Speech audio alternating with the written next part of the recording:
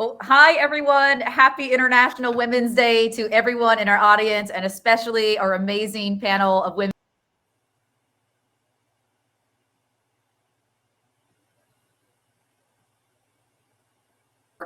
And also proud to be a board director for the Tortora Breda Institute.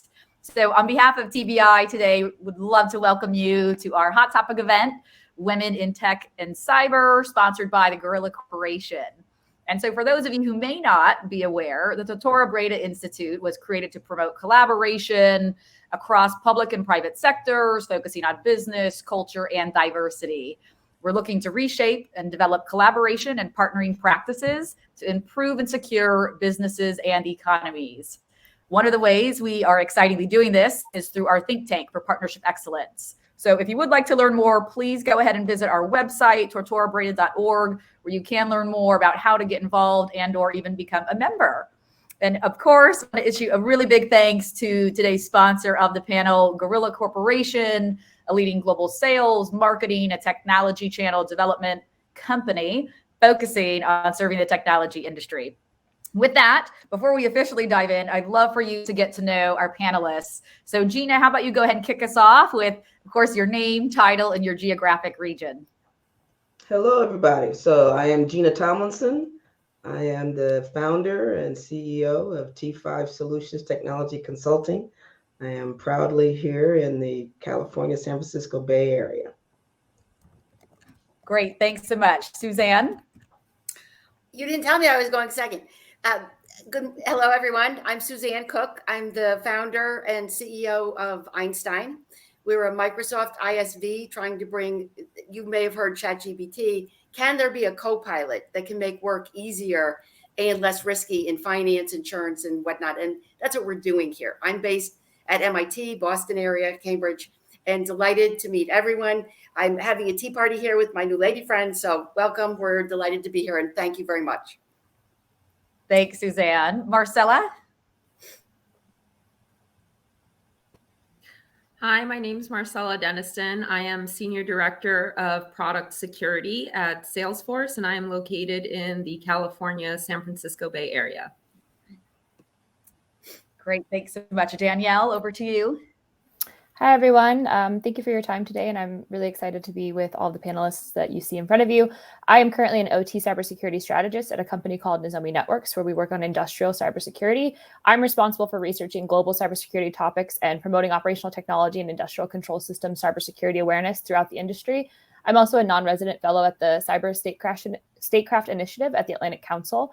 And I serve on a number of boards, including building cybersecurity. I work with the ISAGCA, the OTCC, a lot of different acronyms throughout government relations to help, again, raise awareness across industrial cybersecurity, which is a little bit different from, I think, most other fields. So that's my intro. Thanks so much. Jennifer? Hi, everyone. Happy International Women's Day. I'm so happy to be here. I'm Jennifer Gold. I'm president and board chair of New York Metro InfraGard, which is the public-private partnership with the FBI. And I've been in the New York City financial sector for over 20 years. Great. And last but not least, Jess. Hey there, everybody. I'm Jessica Gulick. I am founder and CEO of Cat's Eye Play Cyber, also the commissioner of the U.S. Cyber Team, and on the board for the Women's Society of Cyber Jitsu, and on the education board for cyber at Bay Path University. I am all about cyber as games and cyber as a sport, and bringing more women and diversity and inclusion to cybersecurity through cyber as a sport. So super excited to be here today, and yay for International Women's Day. Yes, absolutely. And once again, thank you all so much for being here with us. Happy International Women's Day to everyone. So let's go ahead and dive into the amazing insights and learnings we are going to hear from today's panel. So actually, how about Jess, you kick us off with what and or who inspired you to pursue a career in tech and or cyber? I would say a couple of folks. I started my career off in Germany at my husband's first station in Ramstein Air Force Base, working for a company called the SAIC. And I had some great mentors there. Shout out to Craig, Naselrod, Stefan. And there was a gentleman named Jeff, and he had walked me down. I was, maybe 20 years old, 19 years old. And he walked me to the basement. He showed me all the cybersecurity stuff that was going on for all the different bases. He's like, you need to get into this world.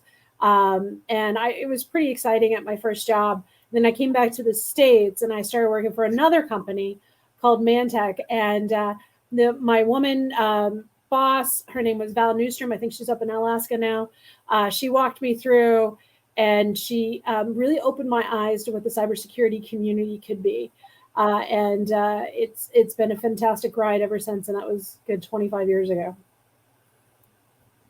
That's amazing. Now, how about Danielle? Anybody specifically who inspired you along in your journey?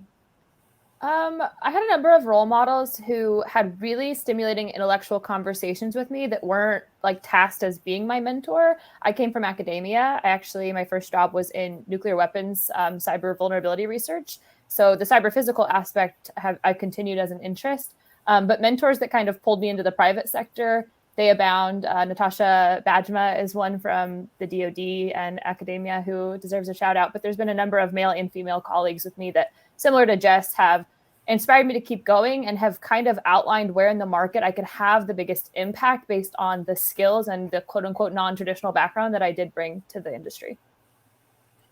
That's great. One question, whether, for opening it up to the group here, because even, along in my career have also experienced, having both, folks of all genders, really serve as an advocate and a sponsor for me. And interestingly enough, sometimes it's actually even more men than women, which it can always be an interesting dynamic in the tech space. And so I'd be curious to know from all of you, if you also, you have encountered that. Of course, thus far it does seem like, we collectively do have that mix of folks, but if there has been, at any point in your career, there maybe has been one more leaning, towards men, which thank you all for your allyship. So we know it's International Women's Day, but we also couldn't, be in our, struggle and pursuit of equity and equality without you. So we do thank you for that. But just curious to know if anybody else, has kind of incurred that, kind of duality, of both men and women who have served as role models or, potentially even either or at one point.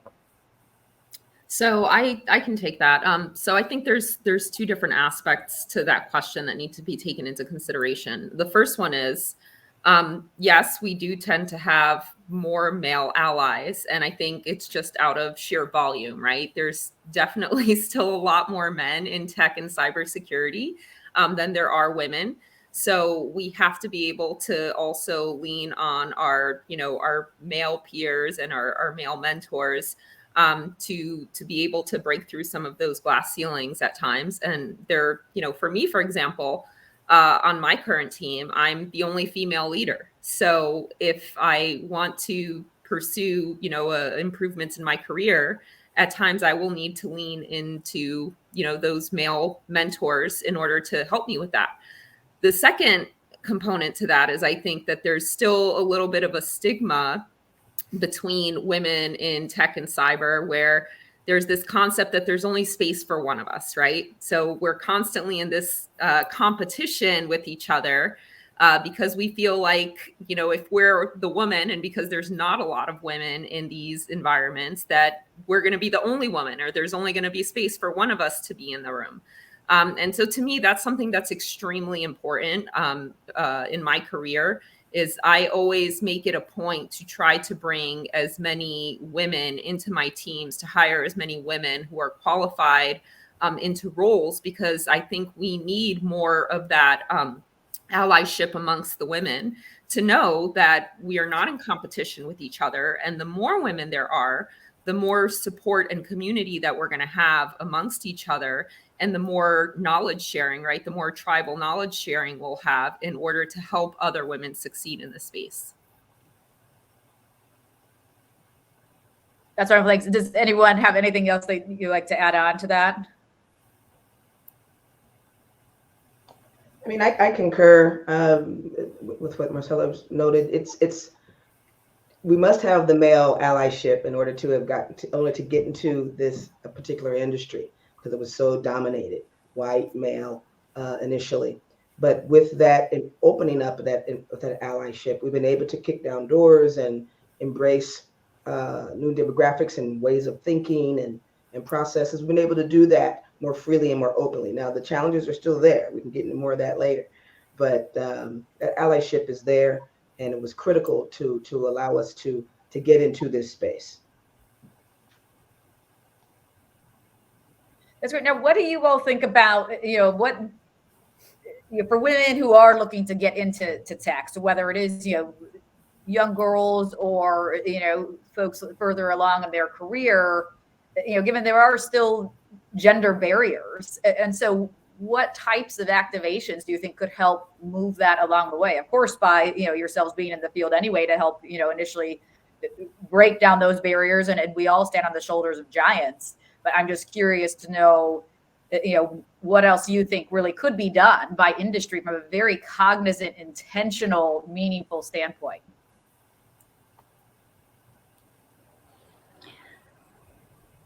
I'll jump in if you want.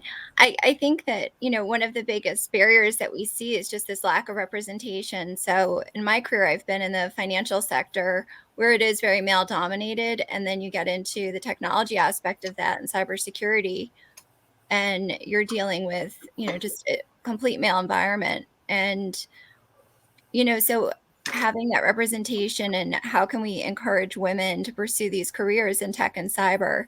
And to do this, I think we really need to actively promote and highlight, successful women in the industry and provide mentorship. But not just that, we really need sponsorship, and so I always differentiate between mentorship and sponsorship, and how important it is to have sponsors in an organization at any phase of your career, male or female, to help you advance your career. I would tag on to that.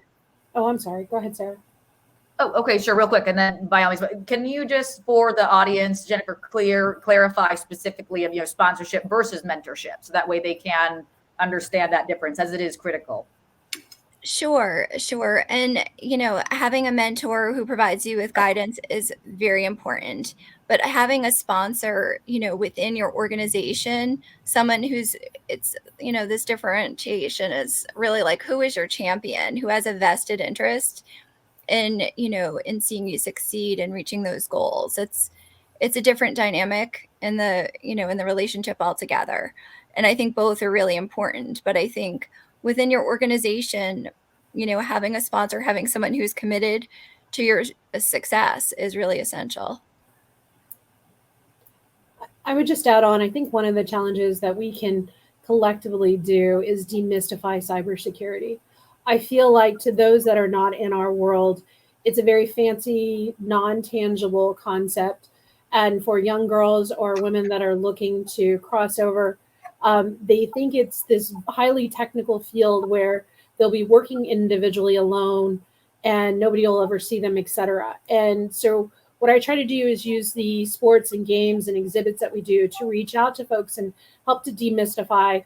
You can do cryptography, you can do web security, you can be part of the community and be a program manager, right? And that this is about networking and about working with teams. And some of the best cybersecurity operations in the world really value teamwork and leadership and some of the non-technical skills that many women across the globe really have to bring to this table. And I think if we can, continue to communicate that to the community at large, what is cybersecurity? What makes a good cybersecurity professional? What are some of the skills that they need to have beyond the technical areas? We can really open up the doors and also start to really eliminate some of the imposter syndrome that we hear a lot, that I believe get in the way of women when they're trying to move their career into cybersecurity. That's great. So, go ahead. No, go ahead, Sarah. I can come back at another time. Okay. So what I was going to say, kind of as a follow-up to that, I'm the person, I love to, be solutions oriented, but also get to the crux, of an issue. Because I think that's really how once we identify the problem, we can then start to actually work back from it and, start to solve it more or less. And so I'm curious from all of you, anyone who wants to take this question of, at what phase actually though, do we start addressing that? I mean, if it is a skills gap or an issue, I mean, that almost, depending on those who do seek out a 4-year university or even trade schools, I think actually is it's starting an education system, which even could be, if we want to really take back covers, all the way to, even elementary school, where girls are, starting to learn, science and math, et cetera. So I guess, does anybody have just kind of any comment about the education system's role in helping advance girls? Oh, absolutely. That if you don't mind, and thank you for that. And earlier, I sent around to the panel. It's fun that you said that, Sarah. The Obama Foundation sent for today, what is their mission? And it's exactly as you say, education across the board, but of course, primarily young girls. That's what they care about. That's what we all care about. Now, let's roll all these questions 3 into 1. Why does anybody want to go in tech? Girls, men, boys, why? It's the hottest game in town. There is no hotter game than tech, okay? So everybody in the pool. And nobody should think that they can't work in tech. Nobody, okay? Now, by the time young girls get ready to work in tech, Microsoft and others will have solved a lot of this anyway, because there will no code. No need to learn to code. You can work in tech without needing to know how to code. Now, let's roll this around. Why is tech the hottest? There's 8 sectors. Tech is the most valuable, the fastest growing, and it's where the action is. There's no question. Does someone want to go into another field? Probably not. So I encourage everybody to think about seriously joining in tech, and it's a lot of fun. So it's the hottest game in town. It's a lot of fun, and this is the Super Bowl of corporate world globally. Now, I want to come back to some of the questions that were raised about mentors, and I'm going to agree, but I'm going to also disagree. Now, since it's about careers, it's really only about one word: getting promoted, right? Let's just cut through a lot of things and say, if you're going to come into tech or any other field, if you work in autos, you want to be promoted. You want to be the CEO of GM. Fine, we get that too, okay? So how do you get promoted? And it's a numbers game, as was mentioned.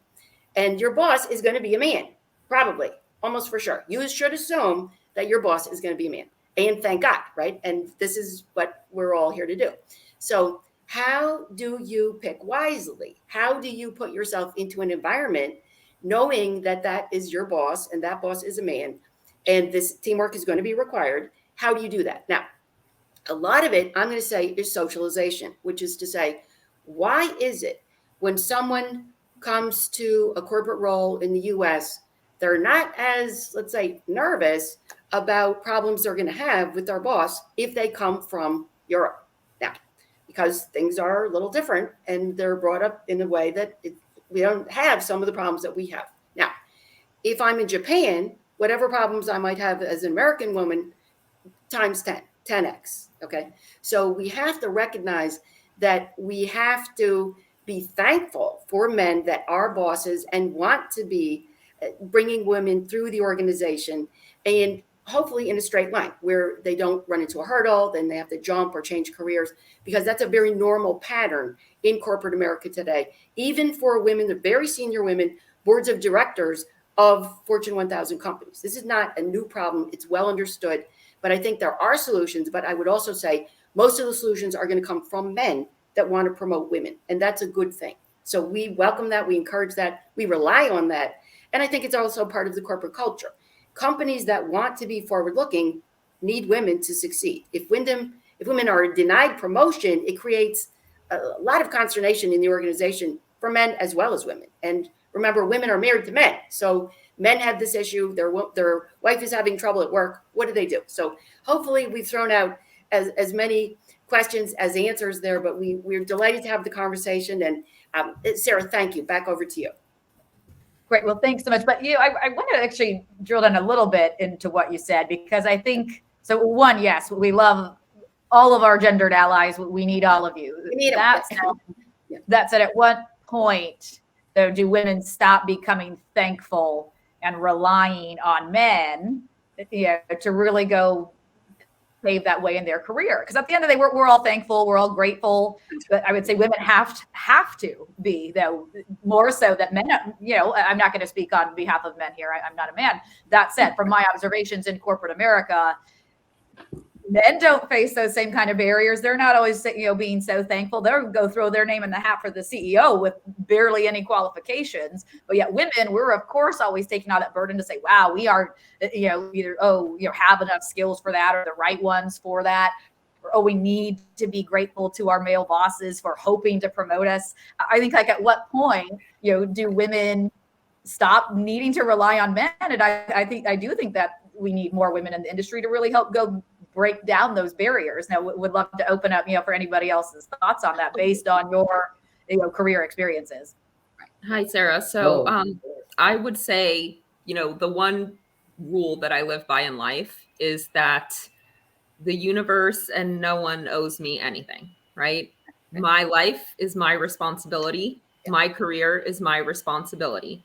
So while I can be very thankful to all the female and male allies that I have, if there is something that I want to achieve in my life, I am never going to put that responsibility into a man's hands or anyone's hands for that matter, right? So it is my responsibility to seek out the right networks, the right alliances, and then even also my own internal career path and training, right?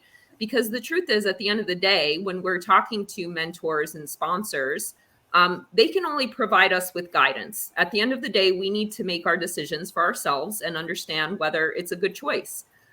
In my career, I've had many times where I've had a branching of my career, right, where I could choose one path or another. I could go work for a cybersecurity vendor, or I could go into a more operational path. And I talk to my mentors in those moments and I ask them, what is your perspective? But I do not let them make that final decision for me because I'm the one who has to be comfortable in the role and with my career choices. So I would say we should not be relying on these people in general, whether they're male, female, or otherwise, because it's what's true. You have to stay true to yourself at the end of the day and what it is that you want to achieve. So what I would always say is that we should really be looking to our mentors to give us guidance, but the decision needs to be yours at the end of the day. And actually to kind of build on the, how do we get girls into these fields at younger ages? These are still very, very significant issues that, I have daughters who are 13 and 15, and when they were in kindergarten and they were at school, there were occasions where I had them come home and tell me that, a boy told them that they couldn't play with Legos because they were a girl. And I live in the Bay Area where, everything is very open-minded. So I think it's a fundamental issue, even at that level, of where we place our, our stereotypes. Are you giving your daughter a baby doll? Are you giving her a car when she wants to play with it? And it's not about you making the choice. It's what does that child gravitate towards, right? Because I also don't want to, force my child into tech or STEM just because she's a girl. And I think that we need more women in STEM. It really needs to come from the core of what they're interested in, what drives them. And no female, male, or anyone in between is going to be happy and successful in a career in tech, especially women, because it's already harder for us, if they're just going into it for the sake of being in tech or being in STEM. So I think, what we really need to do is make these types of engineering toys, these toys that are more focused on how do I build things, right? Science-related toys, accessible to girls, and let them make that choice, right? Let's see if they're inquisitive about them, and then nurture that in them if that's what they want, but not forcing it onto them, or also in the opposite direction saying, well, you're a girl, so I'm going to give you a baby doll and a kitchen set. I can say, for me, it was, I was blessed to just have this innate interest of all things technology and STEM. I loved science. I loved engineering. I loved math. It was an innate thing for me. So I never really had to have that force. But what I will say is, as a female, being Black, being gay, there were a different set of barriers and obstacles for me to overcome and push through to get to be able to have the opportunities that I've been blessed to have in tech. Tech is all I've done. It's all I've known. But I've had to leverage. I've had to work and really push through some overt and covert obstacles. But I've also had to leverage opportunities, and some of those opportunities were wide. Some of them were incredibly narrow. It's critical to really focus and hone and have confidence in your brand, who and what you are, who and what you know, your skill set, your belief system, mentors and network and people that you know are critical. None of us here are here because we did it all by ourselves. We are not. There was someone and someones who came in and gave us opportunity that we leveraged and ran with. I'm really big on, representation matters. And I have kind of a love-hate relationship with DEI initiatives because I want to associate myself with networks and organizations that truly understand and really enmesh themselves in truly what diversity and inclusion really truly means, and not just check a box that it's an initiative for your organization. It's not an initiative. It should be a part of the DNA of what your organization does every day. It's not a project. So you must surround yourselves and find those networks, those persons. And for those organizations that are really trying to become diverse and really make inclusion part of their mantra, as my dad used to say, you stick your pole in the pond for the type of fish that you want. So the type of demographics that you want. You stick your pond in there and open your mind up to difference and finding those unicorns that can truly bring inclusivity and diversity into your organization. I would absolutely, agree with that and second that. I think it's so important to remain confident in who you are and your abilities. And, I feel like I overcame a lot of obstacles and challenges just by finding my confidence. And the confidence was, really reinforced by my mentors, my sponsors, my family, and just, the people I have in my life. So I feel really fortunate that way. But I think it's hard sometimes, not to let the stereotypes and the biases get to you. There is still this undertone that women are not, that comes through sometimes, like women are not as capable as men, or you feel, apologetic that you're a mother and you have to adjust your schedule accordingly. And, these sort of narratives that really need to go from all conversations, still persist. But it's rising above that and finding your confidence, surrounding yourself with supportive mentors and colleagues who believe in you. And then, I think just being really staying determined and persistent and continuing to seek out those allies and building on that is really, that's helped me tremendously. That's great. To build it. So, well, one, I we could have 5 more hours worth, and more to really drill down on these topics. So, fortunately, we only have 31 minutes. Now, nonetheless, one question that did come from our chat, and which some of you started to touch upon, but would love to drill down a little bit on it more, is actually revolving around networks. For those who potentially are looking to break out into the industry or maybe even switching careers, where can they first really go start to find women, even such as yourselves? Is that certain going to certain LinkedIn community groups? Is that seeking out local cybersecurity events that may be virtual or in person now that folks are holding in-person events again post-pandemic? Just curious to know what kind of advice you would give to women regardless of age, of whether they're re-entering or just entering the cyber world.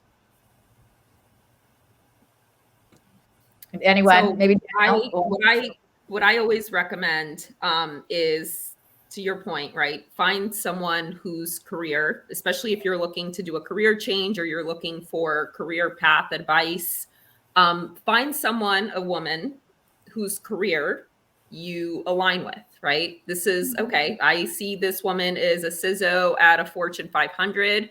that's where I want to get at some point in my life, and reach out to that person directly and say, hey, I really admire your career. My career goal is to be in the same place you are at some point. Would you be open to teaching me? Would you be open to mentoring me? Because again, right, you cannot wait for people to come to you. I think networking events are great. And I am very much of the mindset of always say yes to network when you can. Because I have to tell you, a majority of my network in business has just come from attending different events and conferences and being a part of cybersecurity groups. That's honestly where I've had the most success in my career, is just identifying groups of people that are doing similar things to what I'm interested in cybersecurity or tech, and joining those meetings, joining those groups. But you're never going to get that support unless you ask. And when a lot of times these women, when they see that you actually have a vested interest in this, they're more likely to respond. I can tell you that if somebody reaches out to me on LinkedIn and they say, hey, I am trying to do XYZ, would you be able to give me some pointers, or would you be able to mentor me? That's when I will actually take the time and effort to talk to them, because I feel like if they're reaching out to me directly, then they do have a vested interest in actually seeing this through. And then at that point, I can answer questions. I can give them tools. I can, give them guidance, because each area of tech is very specific, right? So you can't like overly generalize and say, go join this group on LinkedIn, or go join that meeting, or, that conference. So then I can give them a little bit more of tailored advice based on my understanding of what they need. And then it has to be up to them again, right, to execute. So we can only lead them to water. They have to be the ones to take the action and follow through. I think that's so great, Marcela. And I might add one thing. Fearless. Be fearless. Reach out to Marcela. If she doesn't answer you, maybe she's busy. She'll come another time. But don't be afraid. Don't be reluctant to reach out. I have hundreds of people chasing me on LinkedIn. It's a snap to answer back. It's so easy. And there's people, everybody on this panel today wants to help women. Absolutely. So just get in there and ask for what you want. A, I have a choice. Just as Jennifer was saying, go to a mentor. Maybe you don't have a mentor, so find one and say, I have a choice, path A, path B. What do you think? And just having someone to talk to can be so helpful at these crucial junctures. But don't be afraid to ask. There are people out there that want to help you. So go find them. The worst thing they can do is say no, right, Suzanne? And well, if you don't ask, the answer's already no. So what? Doesn't matter. If you don't ask, it's already a no. So you might as well just ask. Exactly. And I guess I would add to it, because so many of us in the community are introverts. You don't have to go it alone. Right. In other words, reach out to a friend to go with you to that meetup, to that conference, etc. There's something about having a wing person, right? A wingman, if you will, to a conference that gives you the confidence that you need to walk up to strangers and introduce yourself and kind of get going. And I think we do that in our personal lives. We don't do it in our work lives. And so if you can bring a friend in with you that has some of the similar interests, etc., and like, hey, let's go together. I think it makes it a lot more fun too. And that doesn't make you weaker. It doesn't make, any less. But if that's what it takes to have a buddy to go in, to have the confidence, feel free to do so. Bring a few people. Bring your tribe, as we say at Cyberjitsu, and start to really put your network together very purposely with shared interest. Yeah. Super. Yeah. That's great. Now, so switching gears a little bit, but still in line, as we all are here, and as many of you had said, we stand on the shoulders of giants. For those who have broken down barriers ahead of our time, as you always here are continuing to do for not only peers, but younger generations. And so, of course, none of us got to where we are today without facing any obstacles. And so, Danielle, I'd love to hear from you specifically if there was, any kind of challenge, more or less, that stands out to you in your career, and how did you overcome that? Sure.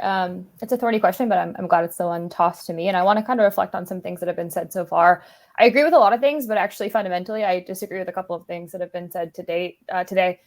So I think for me, in my personal experience, we all have horror stories where we've experienced bias and discrimination. And we know as women, we can't let those experiences define us in our careers, because we get kind of labeled as the person who had that one issue or that one experience. And then nobody really meets us halfway when we need to then learn from that experience and move forward. And so I think that a lot of the discussions that center around gender actually could be better suited for multiple perspectives, talking about things like mental health, burnout, imposter syndrome, work-life balance, the technical versus non-technical successes. I think there's a big difference between the word capacity and the word capability. I think we really focus on capability a lot in this industry without saying, well, we have the capacity to provide skills to people, to provide capabilities to people. And instead we focus on these massive technical hurdles.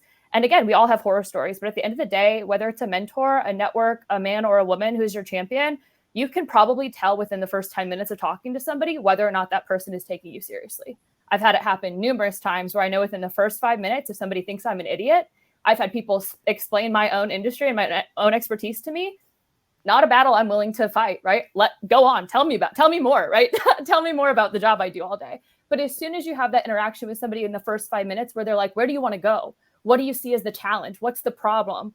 Those are the immediate interactions where, you know, this person's in my corner. This person I can trust to have an intellectual conversation with me, back to that mentoring. Like, you don't always choose your mentors. Sometimes it just is a spur of the moment thing. But the other thing I want to push back on is I've heard the words fearless, bold, and confident. And I think a lot of the times the opposite problem from the giant technical barriers to entry that we produce in this industry are hiring for personas. I have thick skin. I'm a bold person. I'm a loud person. If you're on a team of 14 loud people, you're actually not doing yourself a service. It's not as productive as you think it might be. And so I think, yes, to a certain extent, those things should be the indicators of good leaders, but I don't think that like thick skin and mental fortitude should be a barrier to entry. I agree that they are, but it shouldn't be that way. It shouldn't have to be that way. You shouldn't have to be a bold, tenacious, you know, kind of dramatic personality to have success in this field. If you come from any number of backgrounds, you should be able to find success here without some of those, again, stereotypes or kind of, I don't know, like these unicorn personas as we see them. Like, that shouldn't be a requirement, right, to be successful in these fields. It shouldn't be a requirement for building capacity for the skill sets and the capabilities that we lack. And so, yes, I could tell you horror stories that would shock you and your jaw would drop on the things that have been said to me. And everyone else here can give you those exact same stories, but those stories don't move us forward, right? Those stories make us jaded and they suck, and we should talk about them privately for sure. But I think the conversations that will really propel us forward are having multidisciplinary and multi-gendered discussions around those other subsets of the industry that I talked about, right? Work-life balance is a huge one because you do draw out some of the motherhood challenges and some of the, you know, technical questioning of your skill sets in those other conversations. But it's not just about being a man or a woman. It's about bringing that experience to those issues and those causes. So again, not to call it anything that's been said already, but I just don't think we should continue to make it so hard to be successful in this field. We should make it easier and more inclusive. Back to kind of that love-hate relationship that Gina mentioned. I'm right there with you. Yeah, I totally agree with you, Danielle. And, you know, I think in a perfect world, we don't have to be, you know, thick-skinned and brave. And, you know, what I always tell my daughters are that in a lot of times when you're trying to make changes in the world and in industry, you have to come in as a trailblazer, right? So I always tell them, like, you know, mom is the trailblazer who's paving the path with her thick skin to open the door so that when my daughters go into the workforce in, you know, 10 years, they don't have to be thick-skinned. They don't have to be the, you know, the people who are bold or fearless, because you're right. It should not be a requirement. Unfortunately, a lot of times when you are trying to pave that path, you have to have that, right? Because if you think about, and I'm sure you, just like every other woman here, I mean, every time I can probably say every single time I go to a conference, I have to hear something that I don't think is appropriate as a woman for me to have to hear at a conference in tech. And I have to be able to say, okay, I'm going to brush that off, or I have to defend myself and make sure that the person understands that it's not okay for them to speak to me that way. And typically get labeled as exactly what you're saying, right? Like, oh, you're so sensitive, or you're so this, you're so that.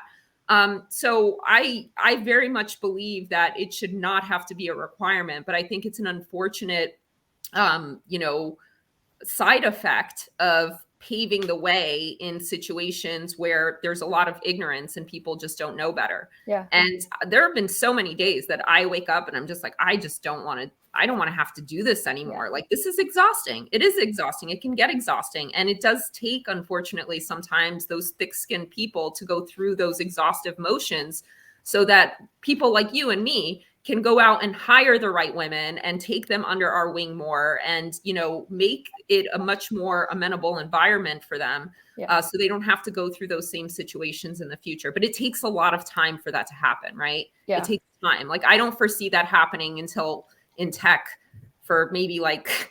So, but it's a great point. It's a great point because, and I'll shut up after this, but the fact that, again, we realize that it is a requirement, but it shouldn't be a requirement. I think the other challenge for us as leaders and mentors is not just to say, here are some career steps and here are some network building and here are some skills you could work on, but also call out those microaggressions when we can, when we feel comfortable, when we feel well armed to do so. So I was at a JCDC meeting at RSA and a woman reached out to me afterwards and she was like, you were so incredible at the table. And I responded to her and I was like, you know what, I have to apologize to you because there were seats at that table and I noticed you backbenching and I should have said, come sit at this table because I'm in a position to invite that woman to that junior woman that was backbenching. There were at least 6 seats open. Somebody on her team should have said, hey, why aren't you at the table? But also in that moment, I should have stopped myself. And I did. I said, I apologize. And next time I see a woman backbenching and they're quiet or they're young or whatever, I'm going to say, hey, come sit at this table. Or, some of the conference interactions, you don't have to. And if you don't have, if you're not in a headspace where you feel like you can call something out like that, you don't need to. But if you do feel like you can, we should, right? I think that's a task that we should all take to heart. And it's one I try very diligently to not be, brutish about, but I try to call things out like that where I can, just like you said, to pave the way. So I'm glad you put it that way. Thank you. And I just wanted to interject for a second. No, and just thinking about what you're saying too about, confidence. I think it's important to recognize too that confidence doesn't necessarily have to be loud. It's really having that like continuing belief in yourself and, overcoming this, this sort of loop that you can get stuck in where you're second guessing yourself, because of negative messaging or things around you. And, I try to look at, this has helped me tremendously in looking at just giving people the benefit of the doubt as much as I possibly can and recognizing that not everyone is going to get me or understand me. And someone might come across in a way that, lacks understanding and, provide them with the opportunity to educate them. And, but sometimes there are situations where you just have to draw clear boundaries and let someone know something they've said or done is not okay. And you call it out and you have those strong boundaries because it's not just responsibility for ourselves. It's, all of those who come after us and paving that way. But I do think that, the confidence piece, sometimes people perceive that or tenacity. It doesn't have to be loud. It's this belief in yourself and your skill set. And that, you're and the encouragement around you, that I feel like is so incredibly important. One thing I wish somebody had told me when I was younger in my career is not everyone is going to like you, and that's okay. Yeah. I think we have, like, as women, a lot of times we have this sense that we have to be pleasant and everyone has to like us. And it's okay that not everybody likes you. The whole world is not meant to like you. There are going to be people that are not going to like you.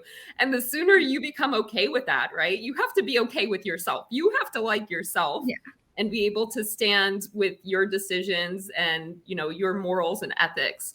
And that's really it. So, this concept that we have that, we don't want to speak up because we're afraid of what someone's going to think, or we're afraid of how we're going to be labeled.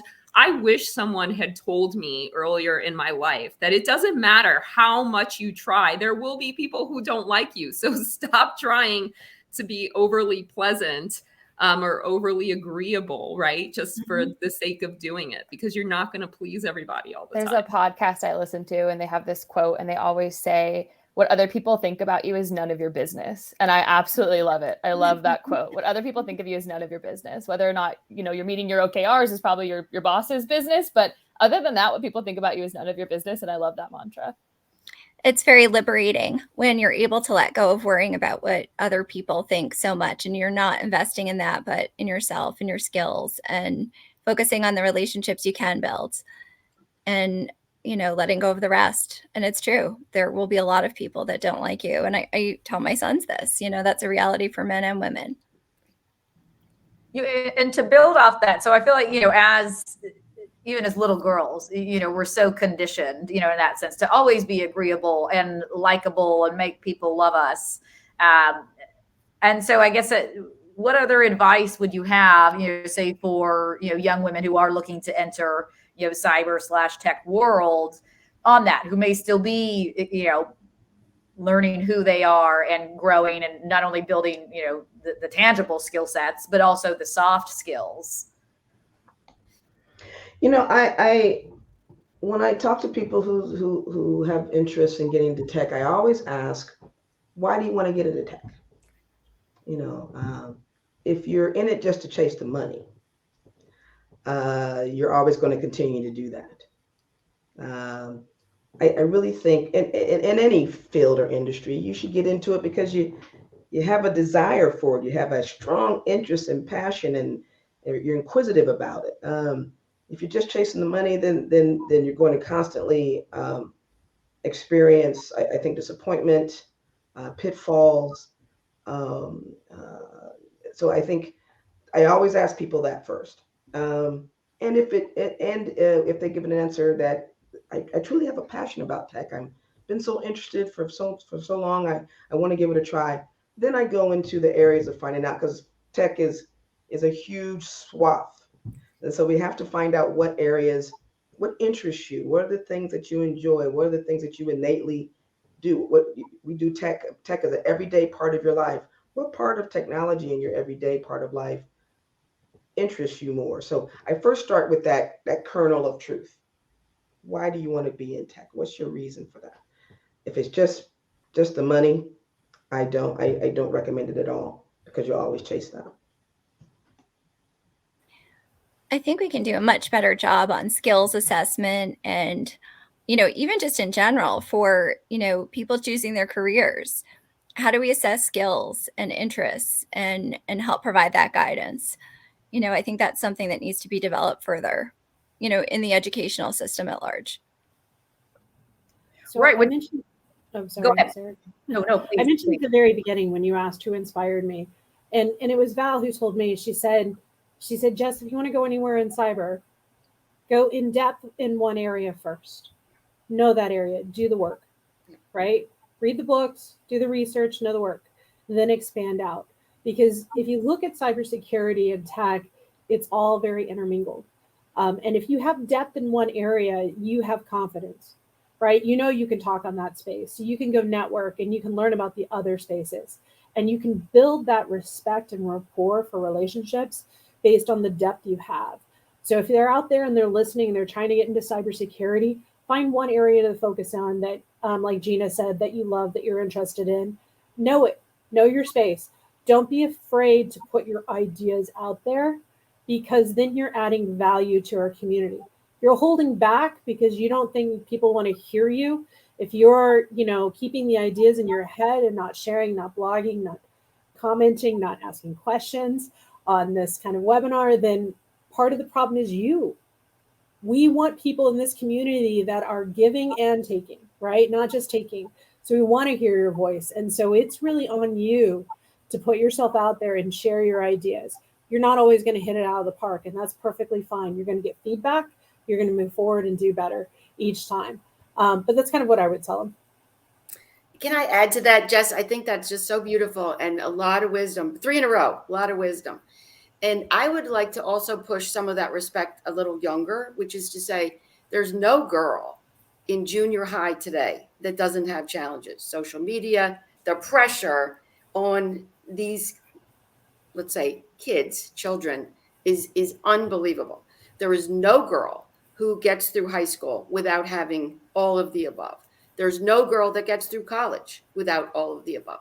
So by the time any young woman is coming into the workplace, they've already had 3 of these, maybe more, right? So I think it's so wise all of this has been so helpful and so wise, I think. But I would really go back and focus on what Jess said about specializing. Become an expert in something, become an authority in something, and a land and expand and build from that. And it's not that corny phrase, follow your passion, but decide what you're going to do and be good at it and just keep going, right? But I can't thank everyone enough for these remarks. And I hope it's been encouraging to younger women in particular, because we really feel, sure, it sounds horrible. We're working in tech, we're having a nightmare. Is that not actually true? Not 52 weeks a year. Maybe 1 or 2 weeks would be terrible. Maybe 5 in a bad year. But, kids don't have it that easy either. And I think that it's important to point out that whether it's playing sports or whatever, you're just going to get stronger. And as you get stronger and you focus in an area and you become expert and display that expertise, like Jess is saying, one thing will come from the other. And we very much encourage you to do exactly that. So, and to reach out. Anything any of us can do, we were here for that exact purpose. So back to you. Could I jump into the question that I keep seeing in the comments about networking? Because I feel like we're kind of dancing around. We all have different networks because like Jess and Suzanne just said, we all chose different expertise to drill in on. So I think our networks are probably, I'm assuming, really tied to our own expertise. But I would say there are a lot of big networks out there that are kind of scary, like WISIS. I did the WISIS mentorship thing. I did the WISIS CTF. Those are great ones, but they're massive and you're going to meet a lot of different people with a lot of different expertise. So I think if you're starting out, we've said find kind of a champion who has the job maybe you want. So yeah, go find an expert, but also look at some of the big conferences and just read the names of who's giving the talk on the thing that interests you the most. And then try to branch out as a target from that network. Oh, I found this person does forensics, right? And I really am interested in forensics. Go look up who that person's network is and start to reach out to those folks. Even if you can't get a hold of that specific person, that's a good way to target who the experts are in that field. And then somebody else said you have to do the work when you have a mentor. So don't just ask your mentors once you find somebody who takes you seriously within the first 10 minutes and you've articulated to them, like Gina said, what you really care about and they're on board and they're like, yep, I'm tracking. Make sure that you do the work, not only to go out and kind of ascribe yourself to their guidance when it comes to your career path, but also if you're afraid of, like Jess said, putting out original thought, which can be really scary and challenging, go back to that mentor and say, hey, I know we talked about these things. I've done them. I've explored WISIS. I've explored this network. I looked at this conference that you said. I looked at the SANS training that you thought about. But I really think we're missing this piece, or I really don't understand why this is true and why we can't get this done and why this problem seems intractable. Have that conversation with your mentor, and then your mentor is going to care more to have continued conversation with you. And that's how you nurture that relationship instead of just going back to a mentor constantly, like, what should I do with my life? What's my next choice, right? Because that becomes really daunting for your mentor. So it's a cycle, and it's beautiful. And also, don't be afraid of some harsh critiques. I mentioned Natasha as my mentor, and she has torn apart some of my writing. She made me the writer that I am today. A huge part of my job is writing and publishing on the field that I work in. And she tore me to pieces, and I can't thank her enough for that. So be open to some of the harsher criticism from those you trust the most to build a better foundation for yourself. To build on that, I would say, essential qualities besides tech skills, essential qualities, I think, for women or anyone really to succeed in this field, include strong problem solving skills, adaptability, and that willingness to continuously learn and improve. So you have to be willing to fail and improve and, just keep getting back up and that, continuous state of learning. And I think those qualities can be developed in a number of ways and, nurtured through training, mentorship, and hands-on experience as well. Agree. And one more comment on that before I ask our final question is that, even at Amazon Web Services, we say all the time, feedback is a gift. And I think actually, so many times as we've all, grown up, from childhood onward, was always, either people were, redlining or it came across so negatively, it wasn't constructive. And so I think it's even helping reframe that narrative, to make us all better. Because once again, we all are where we are today because there were people along the way who, helped shape and guide us, and teach us and, implement that. And so I just couldn't echo all of that enough. Now we have about 5 minutes left. So I would love to hear from each of you. I know Marcela already touched upon it, but any other advice that you have for women currently in industry or even entering, like what would be your kind of holy grail nugget that you would like, folks to take away from our conversation today? I'll let you think for a moment, but go ahead, Jess. Happy to start. I would say take time to redefine success. I think that society, the way we're raised, the way we grew up, particularly women, we've been conditioned on how success is defined. It's defined as perfection. It's defined as doing it right the first time, being liked, etc. And I think that now, being somebody who has run a business for 7 years, right, and started quite a few initiatives, another woman came into my office when I was younger and early in my career, and she said, "Wow, that was a great presentation. You did a wonderful job. Bet you feel really good. This is like the third or fourth win you've had this week." I'm like, "Yeah, that feels great." She shut the door and she said, "Yeah, that's because you're not aiming high enough. If you're not failing and you're not getting bruises, then you're not succeeding. Don't let anybody tell you otherwise." And then she literally dropped the mic and walked out the door. And I was just kind of floored, because up until that point, success was always that a girl, right? And it wasn't about failure and bruises. And now when I'm hiring, when I'm looking at bringing people on my team, I want to know where the bruises are. I want to know that they've lived life, and that's success, in many ways. But everybody has their own definition of success. So determine yours. I would agree with that too. I think the moments I've had of my greatest challenges that have been the most difficult for me have resulted in the most growth. And that's when I've been able to just realize, like, I'm learning the most, and this is really hard, but I'm growing from this. So embrace it. I think I'd like to just play off of what Gina said earlier, right? Because a lot of people get into tech because of money, or because it looks like it's the coolest new thing. And I think a lot of people, use that as also a mechanism to push more women into tech. And that's not the right way to go about it. You should not take a career or a position because of the money or because of the clout, right? It's not about exactly defining your success to a certain extent as well, right?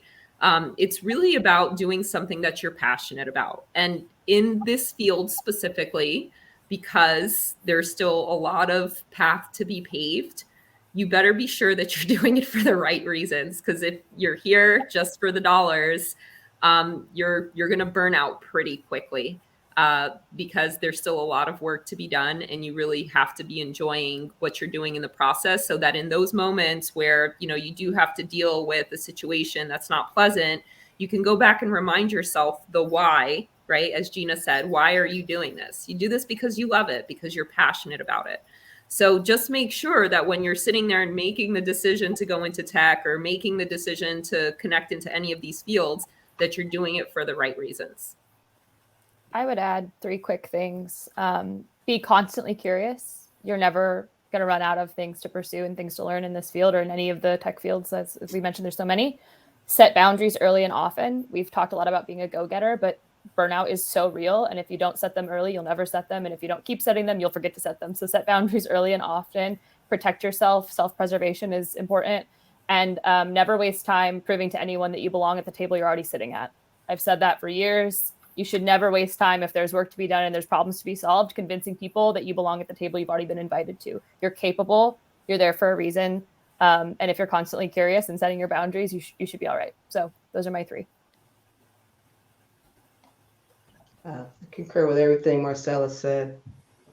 Drop the mic on that. I'll only add, be yourself. Don't compromise your personal values, and difference is okay. Being unique is okay. And if you think differently, look differently, act differently, you still have value, and what you think and feel and your expertise in your space is important. Beautiful. Anything else? We could go all day, but I think we're out of time. But please reach out to any of us. We hope we've been helpful, and we hope you will have a wonderful career, and maybe in tech. I would love to hear, Sarah, what advice you would give. Oh my goodness. Because you're an amazing woman in cyber too. So share with us. Thanks.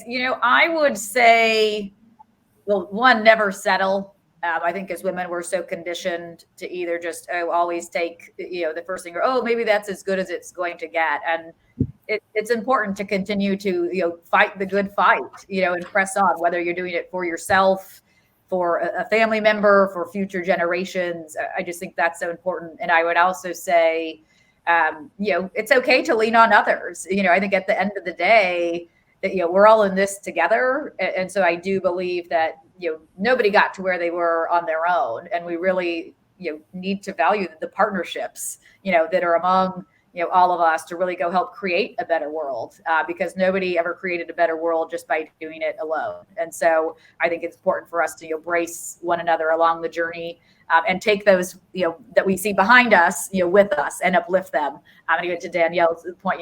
Let's bring more people to the table. If we see them outside, well, let's bring them in, because they're already in the room anyway, and they deserve a spot. And so I would encourage, just have everybody know that you are valued and you matter, and your voice is more than deserving of being heard. So I really want to thank you all so much for being here today with us to celebrate not only our amazing panel of women, but all of you. Can I add one last thing? I have to say it. Somebody mentioned like some of the competition among women in the field, and somebody else mentioned having quiet confidence. I know this is kind of cheesy, but I believe it fundamentally. Even if you don't like somebody else you work with, unless that person has personally harmed you, root for them, cheer for them. Their success is incredible. It does not take from you. It does not detract from you. You don't have to like somebody personally in your field or in a competitor or anything like that to constantly want to champion their success in this field, because there's room for all of us. So I think we've all maybe battled that, but I've made it a personal goal of mine to never discredit somebody else's success because I don't personally want to hang out with them on the weekends. Right. So I agree with that. And, the people who can often, even people you encounter who can be the most difficult, sometimes are the people you end up learning the most from. So, really keep an open mind as much as you can. Yeah, and one other final, I guess, piece of is exactly in line with this, that there's plenty of space for all of us. So, if we need a bigger room, let's make a bigger room. So with that, thank you all so much, not only to our panelists, but of course our audience. Happy International Women's Day. We appreciate and need all of you along with us on this journey. So now please stay tuned for the video, and go ahead and follow up with us on any comments at LinkedIn. Feel free to reach out to us. And of course, once again, feel free to peruse around the tutorabreda.org website to learn more about potentially getting involved with us. So thanks again, everyone. We really appreciate it. Pleasure. Thank you so much.